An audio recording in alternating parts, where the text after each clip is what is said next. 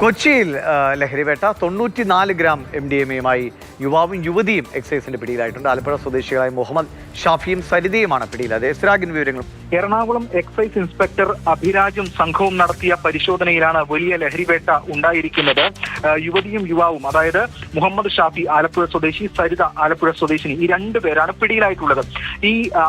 ഇത്തരത്തിൽ ഇവർ ലഹരി സൂക്ഷിച്ചിട്ടുണ്ടെന്ന വിവരങ്ങളുടെ അടിസ്ഥാനത്തിൽ കൊച്ചിയിലെ ഒരു ഹോട്ടലിൽ പരിശോധന നടത്തുകയായിരുന്നു. ആ ഹോട്ടലിൽ പരിശോധന നടത്തിയപ്പോൾ 65 ഗ്രാമോളം വരുന്ന MDMA കണ്ടെടുത്തു. മുഹമ്മദ് ഷാഫിയും പിടിയിലായി. ഇനി അതിനുശേഷം ഈ സരിതയും മുഹമ്മദ് ഷാഫിയും ഒരുമിച്ചാണ് റൂം എടുത്തതെന്ന കാര്യവും ബോധ്യമായി.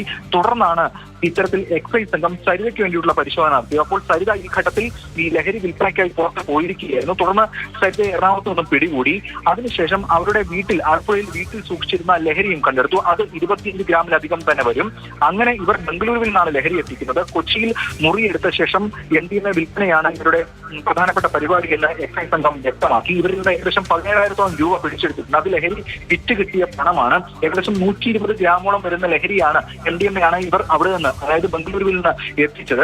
അതിനുശേഷം ഏകദേശം ബാക്കിയുള്ള വിറ്റിട്ടുണ്ട്, ബാക്കി സീസ് ചെയ്യുകയും ചെയ്തിട്ടുണ്ട്. കൂടുതൽ പരിശോധന ഉണ്ടാകും. ആരാണ് ലഹരി കൈമാറിയതടക്കമുള്ള കാര്യങ്ങളിൽ വിശദമായിട്ടുള്ള പരിശോധന ഉണ്ടാകും. ആർക്കൊക്കെയാണ് ഇത് വിറ്റിരിക്കുന്നതെന്ന കാര്യത്തിലും അന്വേഷണം ഉണ്ടാകുമെന്ന് എക്സൈസ് സംഘം അറിയിച്ചു. എന്തായാലും സുപ്രധാനമായിട്ടുള്ള ലഹരി വേട്ടയാണ്. രണ്ടുപേരെയും പിടികൂടിയിട്ടുണ്ട്.